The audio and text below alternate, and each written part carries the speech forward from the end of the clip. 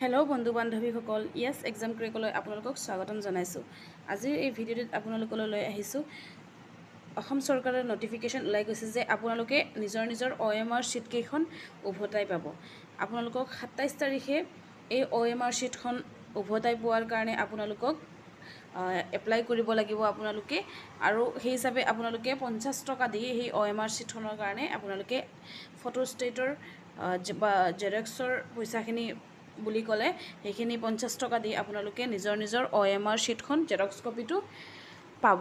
আৰু সেই OMR শ্বীটখন মিলাই আপোনালোকে তেতিয়া আনচাৰ কিৰ লগত মিলাব পাৰিব।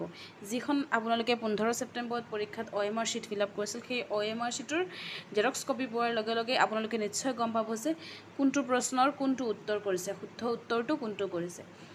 ইয়াৰ পিছত ছেকেণ্ড নটিফিকেশ্যনটো ওলাইছে অসম চৰকাৰৰ দ্বাৰা যে 28 তাৰিখে আপোনালোকৰ যি আনচাৰ কি আছে সেই আনচাৰ কি দিয়া হ'ব। প্ৰত্যেকখন বুকলেট ABCDEF 6খন বুকলেট আছে।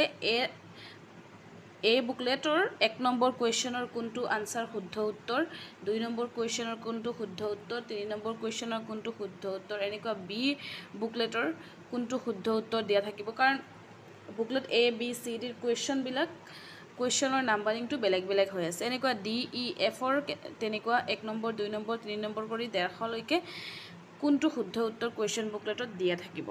এইখিনি আপোনালোকৰ নটিফিকেশ্যন ওলাইছে। এইবাৰ আপোনালোকে নিশ্চয় গম পাই যাব, কাৰণ আপোনালোকে যিখন OMR আহিব আপোনালোকে গম পাব যে কোনটো ফিল আপ কৰিছিল। বহুত কেণ্ডিডেটে এনেকুৱা হৈছিল যে OMRত ফিল আপ কৰোঁতে দুটা অপশ্যনত ডাৰ্ক কৰি লৈছিল, বা এনেকুৱা হৈছিল যে এইটোত কৰিব সেইটোত কৰি লৈছিল, এনেকুৱা হৈছিল। আপোনালোকে যদি এইখন লৈ আপোনালোকে OMR শ্বীটখন যদি উভতাই পাই যায় 27 তাৰিখে বা ল'ব বিচাৰিছে, 27 তাৰিখে যিহেতু পাব বা কোনোবাই ল'ব বিচাৰিছে 50 টকা দি ল'ব, আৰু সেই হিচাপে আপোনালোকে আনচাৰ কিখন 28 তাৰিখে ওলাব আৰু 28 তাৰিখে মিলাই ল'ব। যদি মিলাই আপোনালোকে চাব পাৰে কিমান নম্বৰ পাইছে, সেই হিচাপে আপোনালোকে গম পাই যাব কিমান নম্বৰ আপোনালোকৰ ফাইনেলত আহিব। আৰু যদি সেই বুকলেট হিচাপে আপোনালোকৰ আনচাৰ কি যি আনচাৰ দিয়া আছে, শুদ্ধ উত্তৰ দিয়া আছে, তাতে যদি কিবা ভুল দেখা পাইছে তেতিয়াহ'লে আপোনালোকে আনচাৰ কি ক্লেইম কৰিব পাৰিব। আৰু সেই ক্লেইম কৰাৰ পদ্ধতিটো হৈছে আপোনালোকে 500 টকা দি ক্লেইম কৰিব লাগিব।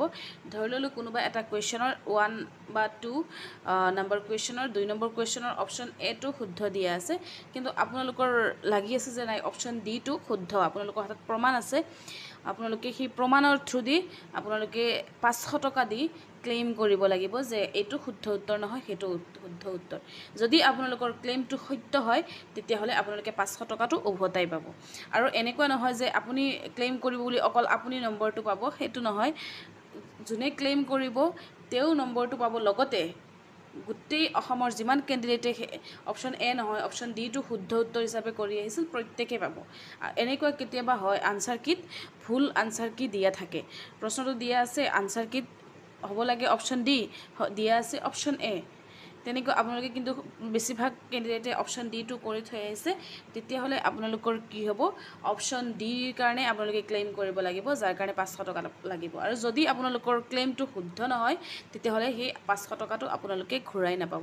সেইকাৰণে আপোনালোকে যেতিয়া আনচাৰ কি 28 তাৰিখে পাব, খুব চালি জাৰি বস্তুটো প্ৰমাণ সহকাৰে আপোনালোকে চাব যে এইটো আমি ক্লেইম কৰিব পাৰি নে নোৱাৰি, আৰু যদি পাৰি তেতিয়াহ'লে ক্লেইম কৰিম। আৰু যদি সঁচাই বহুত কুৱেশ্যন ভুল হৈ আছে তেতিয়াহ'লে আপোনালোকে ক্লেইম কৰিব, কাৰণ এজন নহয় দুজন নহয় বহুত কেণ্ডিডেটে সেই বস্তুটো যদি প্ৰমাণ আছে ক্লেইম কৰিলে অট'মেটিক তেওঁলোকে প্ৰমাণ থাকে যদি তেওঁলোকে আনচাৰ কিখন ৰিভাইজ আনচাৰ কি ওলাব, মানে ফাইনেল আনচাৰ কি পিছত ওলাব, সেই হিচাপে আপোনালোকে ক্লেইম কৰিব পাৰিব।